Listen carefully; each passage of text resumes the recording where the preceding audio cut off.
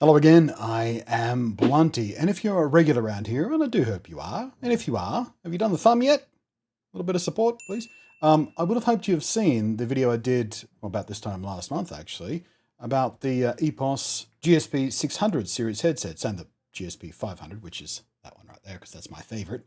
If not, it's linked below, yada yada yada. Well, as it turns out, Team EPOS kind of liked that video, dug on my no BS style, and asked me to come back and do another one, this time on the other side of the PC gaming audio coin, and that is the things that drive the headphones in the first place. So, with another sponsored walkthrough of a product line, please meet the GSX family. Once upon a time, you'd have found these branded Sennheiser, but back in 2019 there was a demerger between Sennheiser in Germany and Sennheiser Communications in Denmark, and now, as you can see, the new flag is EPOS. So what are these? In short, they're external USB sound cards. And so the question becomes, well, my desktop PC and or my laptop already have built-in sound cards. Why would I want this? The easy answer is because these are better. In what way? Well, all the ways, pretty much. On the desk here, I have 4 boxes, but there's 2 main products here. We'll start at the fancy end. The GSX 1000 and the GSX 1200 Pro are basically the same product, only the 1200 Pro has one extra little trick. It's a very cool trick, and a very important trick if you need it, but you'll only care about it if you're a competitive team-based gamer who goes to LANs and tournaments and such, because with this fellow, team gamers can chain up to 8 of these amps together for a bespoke team chat and game audio mix configuration that is completely free of lag. But frankly, most folk can probably save a bit of money, skip that specialized trick and go for the GSX 1000. It is basically the bee's very fancy knees when it comes to external sound card type critters. Of course, knowing who designed it, you can take for granted it'll sound amazing, but feature-wise, the audio amplifier has HD audio, which is to say it supports sample rates all the way up to 96 kHz at 24 bits. To put that into perspective, chances are your PC and laptop cap out at 48 kHz 16-bit. You've got your standard mic in, and once you've got a mic in there, you'll get 100% lag-free side tone, so if you like closed-back headsets, this is a perfect solution around the self-muffling issue. You've got simulated 7.1 surround sound using their clever binaural rendering engine. Now, frankly, I've never been the biggest fan of simulated 7.1 surround sound, but the way these guys are doing it, it is literally the best that I've ever tried. And I'm not just saying that, I'm not just reading that for spec sheet, or I'm not just saying it because they told me to say it because it's a sponsored video. I literally meant it. It is, without question, the best algorithm I have ever come across for that simulated 7.1 surround sound stuff. There's even a little touch button so you can tweak the reverb at a touch. I tend to stick with stereo for gaming, and it is crispy clean out of this thing. But for movies, TV, watched a few episodes of Mandalorian with the simulated 7.1 on, it's wonderful. It just gives you such a bigger soundstage. Everything feels more open and alive. It feels immersive. Is it a match for true 7.1 surround sound with speakers all around your room? No, of course not. But it does sound a lot more open than regular stereo does, which I appreciate in movies and TV. Aside from that, you've got separate audio and chat settings, so you can perfectly balance that with precision. In fact, it creates 2 separate interfaces as far as Windows sees. One high-quality one for your game audio and a separate one for your chat. So you can set your Discord voice chat or whatever, for example, to that and keep your game audio completely independently controlled and mix between the 2 at will with a hardware dial right on the side of the thing. And you can save up to 4 customized EQ profiles, so maybe one for solo gaming in stereo, one set up for team chat and 7.1, one for movies, one for music, that kind of deal. And being able to toggle between them on the fly instantly for A/B testing and comparisons to see which one suits what you're listening to best is fantastic. And let me tell you right now, it beats the heck out of alt-tabbing to a piece of software, flipping it over and trying to just have you ever done that? Trying to figure out what settings are best for what you're doing, whatever game it is, whatever movie you're watching, and then you keep having to go back and forth between the software. It's a pain in the bum.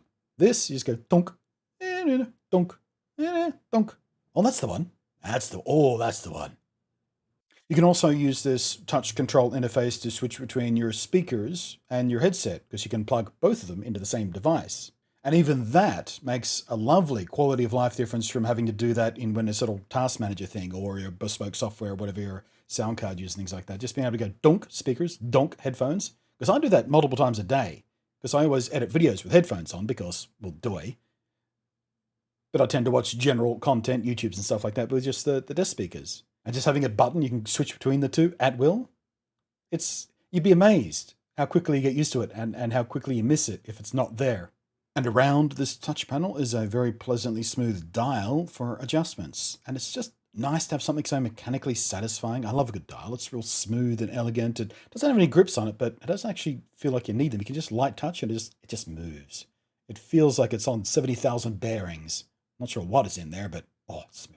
In short, you have every kind of control you need over your audio, from setups to EQ sets to mixing chat and game to switching inputs, all the stuff you usually have to fiddle with software interfaces to do, but from an elegant and tidy little device. It's a small change, really, but it's a huge difference in practicality and convenience, and just down to the fact you don't even have to Alt-Tab away from what you're doing or playing to make a change to audio is, well, like I said, it's a big difference, surprisingly big difference.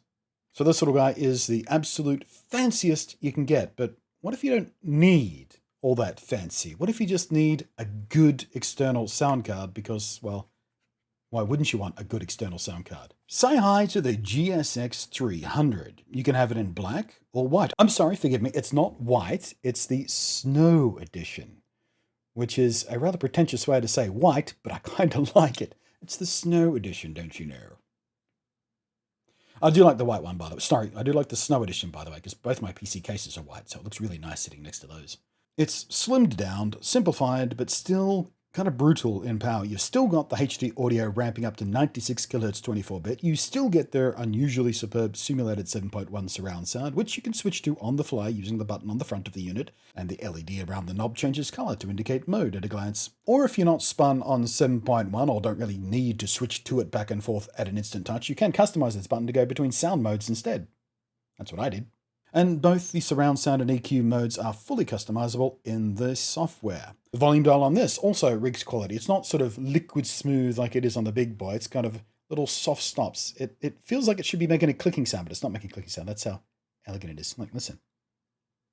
Can't even hear it, can you? Right up to the mic. Can't even hear it.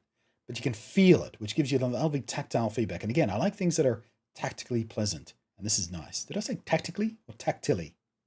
The feely thing.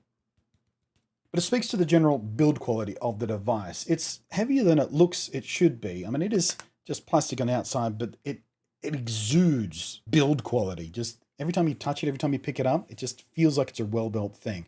It's got a couple little rubber strips on the bottom there, so the surprising weight of it, plus those, keep it nice and steady on your desk so it doesn't push away from you when you need to stab at the volume dial real quick. But whichever direction you need to go, all singing, all dancing, do everything, all the features, all the bells and whistles, or just keep it simple, stupid, you do get, either way, extremely good sound quality. You get that HD audio, super clean sound, free of interference and humming and buzzing, all that sort of stuff you can get with less than ideal sound cards built into, especially laptops, but some motherboards too. And don't get me wrong, built-in sound cards on motherboards and laptops have come a long way in recent years. They're much better than they used to be, but these are still a lot better than they are. Even the best built-in ones, these are still better. My only real complaint about this one, because it has a little display for your volume on there, my only real complaint is it counts in twos, so I can't set it to 69.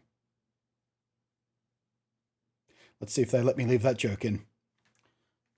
So if you've ever wondered if buying an external sound card is worth it, even though you've already got one built in your machine, my answer is yeah. I mean, if you've invested in a good set of headphones, it really does make sense to invest in an external sound card to drive those good set of headphones to their best possible quality. And that's what we're talking about here. You know, I wouldn't buy one of these if you've got a crappy set of headphones. I'd go watch my other video about some good headphones, get some advice about some good headphones, if that was the case.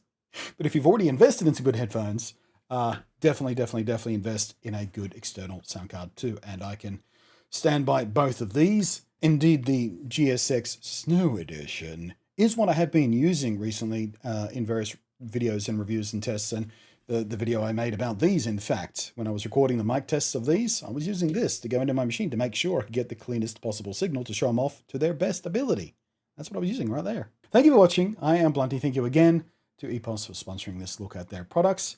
I do appreciate that, and I also appreciate the support of the patrons scrolling by up above there. Thank you very much. I am Blunty, and we'll catch you next time.